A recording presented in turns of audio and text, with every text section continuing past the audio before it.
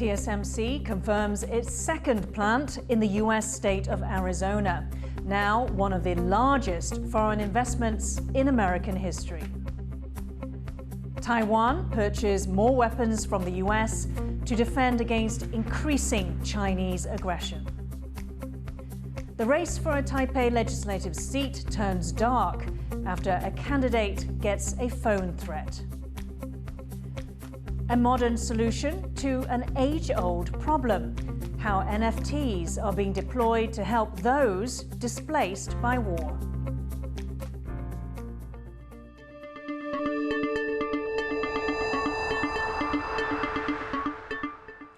A warm welcome to TaiwanPlus News. I'm Yin Khvat.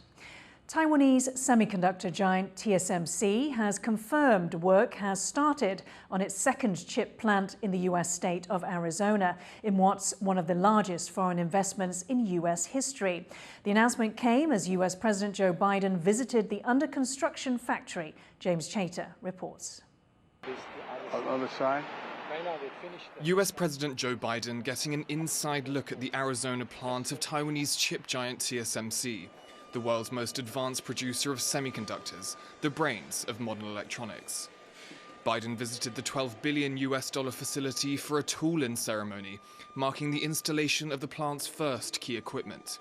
But shortly before his arrival, TSMC confirmed it would build a second factory, also in Arizona. The $40 billion total investment is triple TSMC's initial plan, their largest investment outside Taiwan, and one of the largest foreign investments in US history. This state-of-the-art facility behind us is a testimony that TSMC is also taking a giant step forward to help build a vibrant semiconductor ecosystem in the United States. Rivalry with China led Biden to make onshoring chip production a key policy of his administration. In October, he unveiled sweeping export controls to stop China's chip industry in its tracks. He described TSMC's Arizona investment as a game changer. TSMC is investing $40 billion here in Arizona, the largest foreign investment in the history of this state. Over 10,000 construction jobs and 10,000 high-tech jobs will be created. TSMC's first fab in Arizona is scheduled to begin production of 4-nanometer chips in 2024, which right now are only being made outside the US. As for what will be produced at the second plant, to build chips, 3 nano chips, the 3 nano chip. Chips that are 3 nano, and you know what I'm saying. Nano, no, I don't know. What the president means is the more advanced 3-nanometer chips, beginning production in 2026. In Taiwan, there are concerns TSMC's Arizona plant could undermine Taiwan's position at the top of the global chip supply chain. But there's been confirmation that TSMC will build a 1-nanometer plant in Taiwan, which Taiwan's economy minister says shows the country remains the tech giant's focus. 所以在台湾来讲，完整的供应链、完整的体系。那政府的推动，我想台湾这个一定是我们台积电最重要的生产基地。 But the US facility is attracting big customers. At the tool-in ceremony, the CEOs of Apple, AI computer firm Nvidia, and data storage company Micron. Apple's boss said the company would now buy US-made chips. And we look forward to expanding this work in the years to come as TSMC forms new and deeper roots in America. TSMC's Arizona plants are the largest foreign investments in the state's history, but their geopolitical impact will be felt around the world. Damon Lin and James Ching-te for TaiwanPlus. To find out more about TSMC's second Arizona plant, James Ching-te spoke with Jason Shu, a senior research fellow at Harvard University's Ash Center for Democratic Governance. Between 2016 and 2020, he served as a legislator for Taiwan's opposition Kuomintang, or KMT. At this event at TSMC's new plant in Arizona, we had a speech from President Biden, we had a speech from the CEO of Apple, Tim Cook. What do you make of the symbolism of this event, and what's your sense from Biden's speech? Well, obviously, President Biden sees this event as a very important and symbolic event to bring back the chip manufacturing to the U.S. soil. And it looks like Biden is able to mobilize the necessary administrative and executive support and resources to support TSMC. TSMC has formally announced the construction of a second fab in Arizona. What logic do you think is at play here for TSMC in making this decision? Well, the decision is partially politically driven, as well as business concerned. A business concern meaning that TSMC has its largest consumer base in the U.S. Nearly 60% of its consumers are located in the U.S., and Apple being the largest consumer buying the most chips from TSMC. TSMC is also hedging their political capital, namely that Biden will continue to accelerate the export control and applying pressure on China's chip manufacturing industry. So time will come when TSMC has to make a decision to pivot away from China as well. So this is seen also as a political gesture to show U.S. that TSMC is taking a stand. We had this announcement that a 1 nanometer TSMC facility would be constructed here in Taiwan this week as well. But there are concerns in Taiwan that the Arizona facility may in some way undercut Taiwan's leading edge when it comes to chip manufacturing. Do you think those concerns are justified? Well, it's going to be very hard for U.S. to build a fab business overnight. So the worry that TSMC would be stolen overnight would be a little bit far-fetched. We also need to be very careful in looking at how the latest generation node is being developed in Taiwan, because that would mean that TSMC still maintain its latest cutting-edge microchips in its homeland, which is Taiwan. The concern over TSMC completely losing to the U.S. is a little bit too worrying. So if U.S. is their biggest customer base, I think moving there is making sense. That was James Chater speaking with Jason Shu, a senior research fellow at Harvard University's Ash Center for Democratic Governance. The U.S. state of Idaho has signed a memorandum of understanding on industrial cooperation with Taiwan. It says both sides will work together on advanced technology and providing supply chain services to manufacturers. Idaho Governor Brad Little is leading a delegation of 50 industry representatives on a 4-day visit to Taiwan. On Tuesday, some members of the delegation met with Taiwan's President Tsai Ing-wen. Taiwan has been Idaho's second biggest trade partner for the past 3 years. The US has proposed providing Taiwan with advanced Patriot missiles, according to a Bloomberg report. They have also approved a sale of equipment upgrades for Taiwan's military aircraft. But while Taiwan is working to bolster its defenses against increasing Chinese aggression, several weapons sales from the US have already been heavily delayed. Bing Wang reports.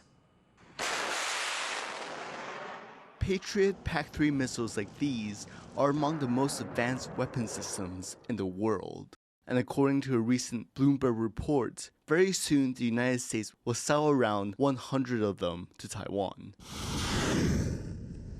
It's been a sale in the making since 2010 and carries a hefty price tag of almost $3 billion US. However, defense analysts say the high cost also comes with an upgrade on the Patriot systems Taiwan had originally ordered. 爱国者3型 MS1 呢，就提升1倍的这个射程了。它这样拦截的这个保护的范围可以扩大，也可以这个部署在比较远离这个保护的范围下，例如说可能是这个政军中枢或者是这个机场等等这样的目标，它可以离它比较远的距离来部署。 The sales come at a time as China, which considers Taiwan as part of its own territory, has been building up its military pressure on the island nation. As such, Taiwan's military is working rapidly to bulk up and modify its defensive capabilities. But this hasn't come without some snags. Several of Taiwan's weapon orders from the US have experienced significant delays. This is in part because of U.S. armaments being redirected to the war in Ukraine and production setbacks caused by the COVID-19 pandemic. However, this is unlikely to affect U.S.-Taiwan political relations or future weapon sales. The U.S. remains Taiwan's largest arms supplier.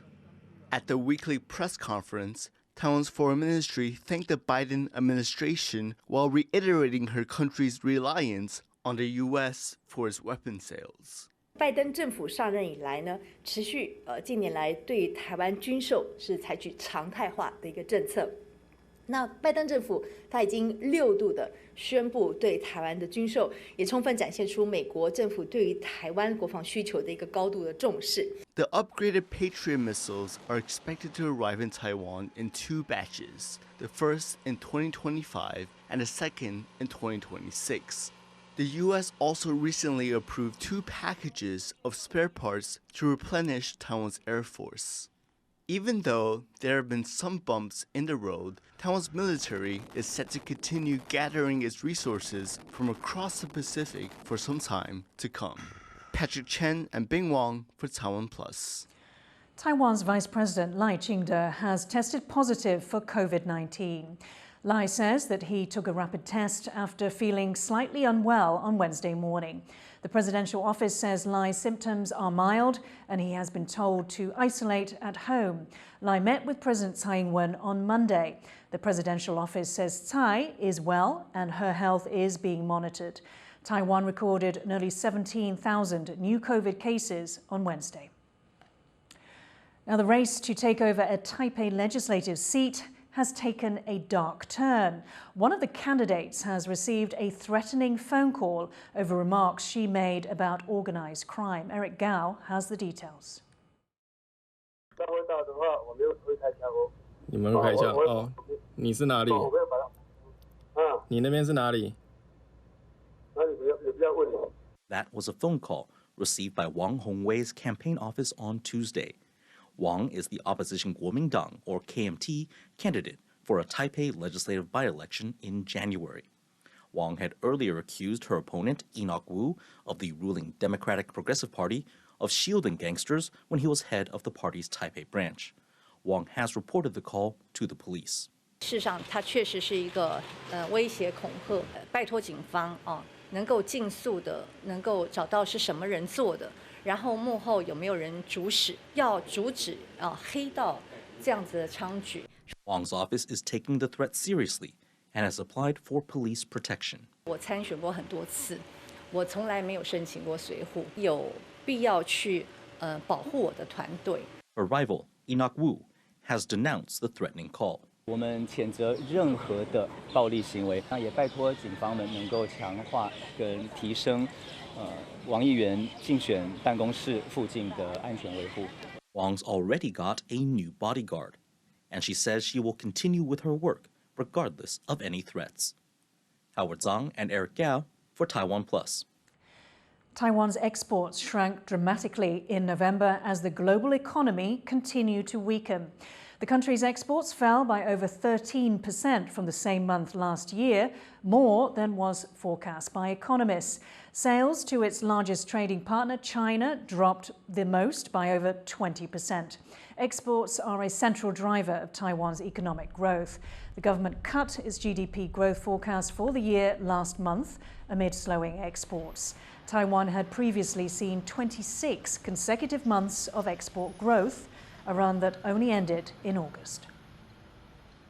In other economic news, Taiwan, like most of the world, continues to see rising inflation. The country's consumer price index in November climbed 2.35% from the same month last year. Ryan Patrick has more. Another month, another jolt in Taiwan's consumer price index. Throughout stores like this, goods are 2.35% more expensive than they were this time last year.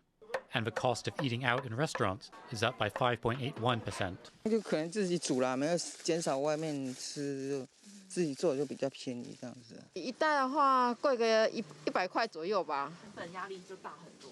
对啊，不是就这样，很多样。According to the government's latest data, the price of eggs saw the largest increase of 27.81%, followed by salmon, cooking oil, and flour. But they were far from the only items affected. 17项装民生物资这月涨6.53%，面粉这个月涨8.24%，它是135个月以来最大涨幅。But it's not all bad news. November's price hikes were 0.15% lower than October's. This represents the lowest year-on-year increase in 9 months. As prices of raw materials begin to stabilize, there is now hope that the price surges will slacken, taking some pressure off Taiwanese consumers. Ryan Patrick for TaiwanPlus. The Taiwan Center, a refuge in Turkey for those fleeing the Syrian civil war, has begun using blockchain technology to help boost its donation drive. This is in the form of non-fungible tokens, or NFTs. A ceremony was held in Taipei earlier this week to mark the start of fundraising, and TaiwanPlus's Yin Khvat was there to report on a 21st century response to an age-old problem. This is a non-fungible token, commonly known as an NFT. It's a unique cryptographic asset built online using blockchain technology. Now, the Taiwan Center, an award-winning building in Turkey for Syrian refugees, is using this technology to encourage people to get involved and donate to their project. It is backed by Taiwan firm Joinit. They claim that using NFTs helps boost security and transparency for donations. 我们当初发起的初衷就是一个很简单，真实的去记录每一笔善款之后的使用的用途，那配合这个 NFT 的图片做一个转换，那把最真实的记录传达给每一位捐款者。因为有赠送这个 NFT， 他们可以说不用限制在台湾这一块土地，而是他们世界各国都可以响应，然后随时都可以透过网络共同来监督、共同来关心这件事情。The Taiwan Center in Reyhanli, southeast Turkey, is just kilometers from the border with Syria. It was created by Taiwanese architect Cho Jun-yu. The concrete and metal design uses part of the nearby border wall in its construction. It also emulates Syrian architecture. Definitely it's a monument because it's the largest public building in Reyhanli. And also, I don't say it's fortunate or unfortunate.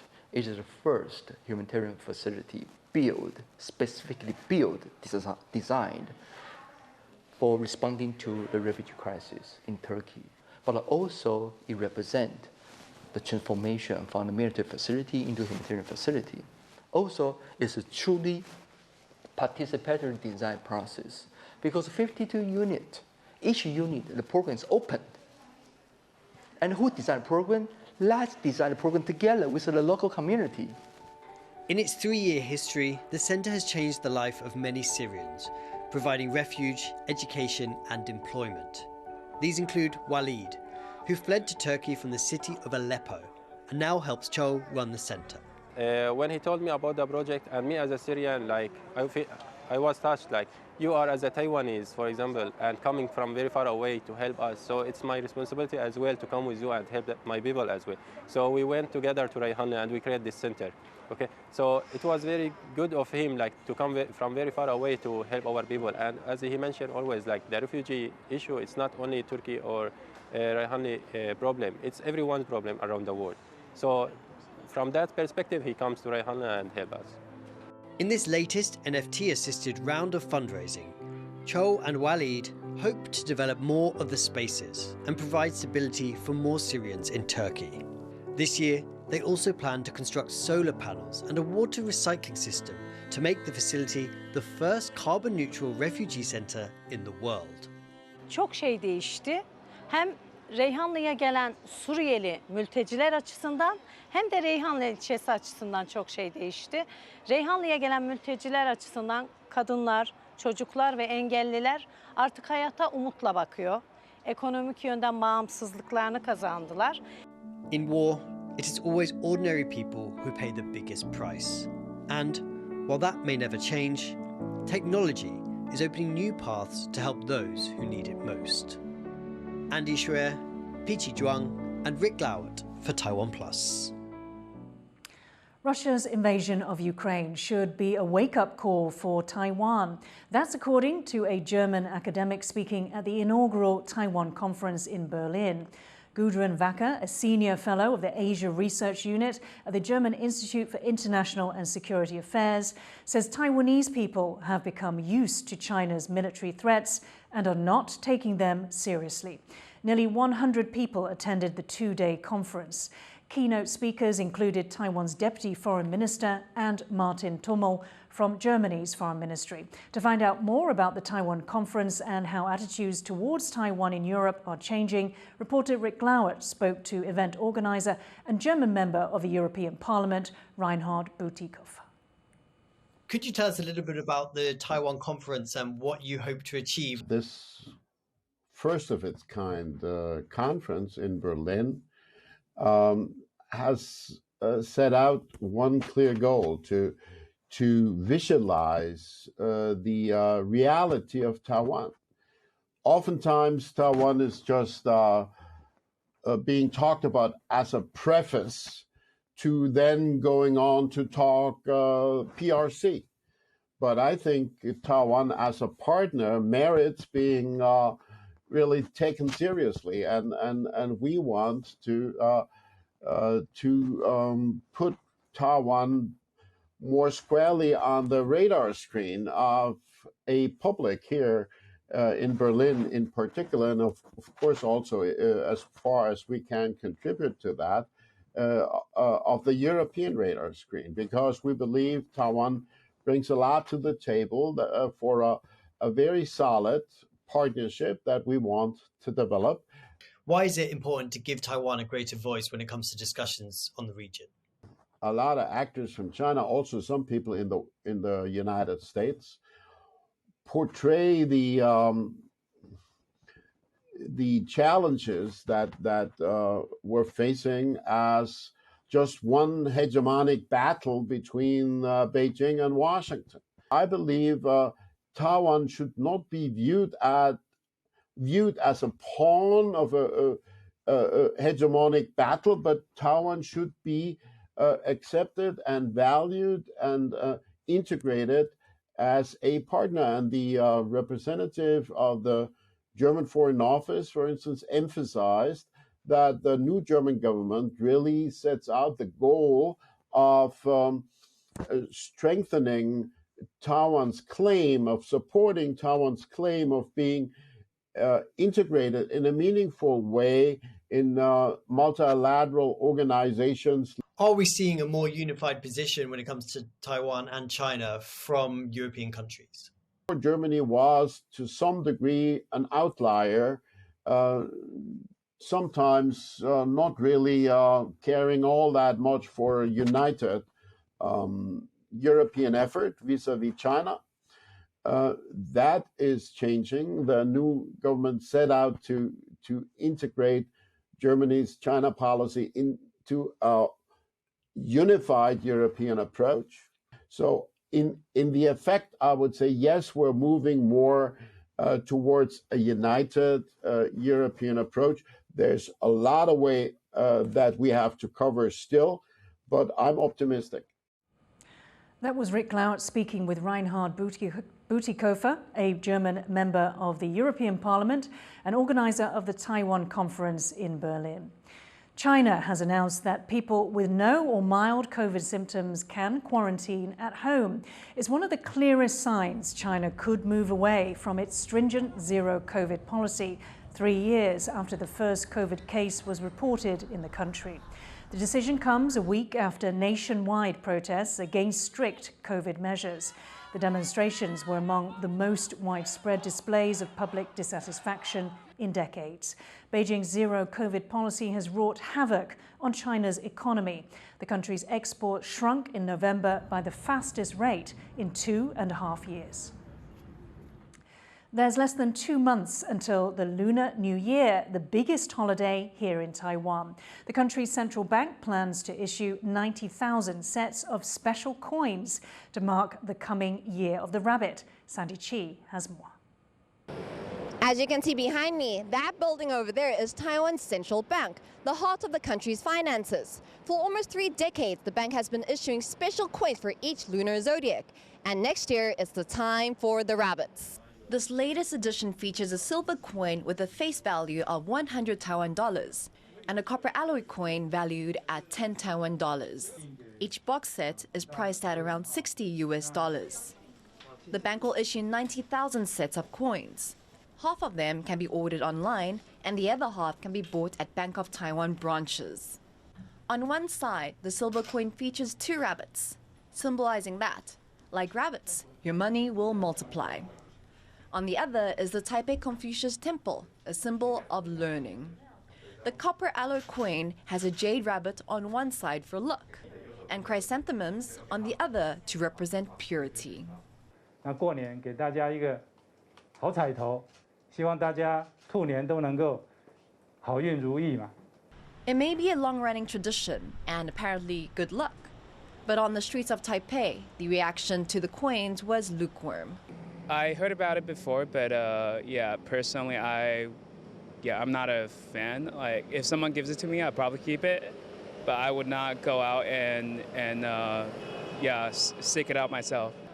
我平常就没有买纪念品的习惯了，对啊，然后又好像不实用，所以我应该不会买。Not to everyone's taste then, but there's sure to be some people who are hopping with excitement ahead of the coin's release and looking forward to a lucky year of the rabbit. Klang Wong and Sandy Chi for TaiwanPlus.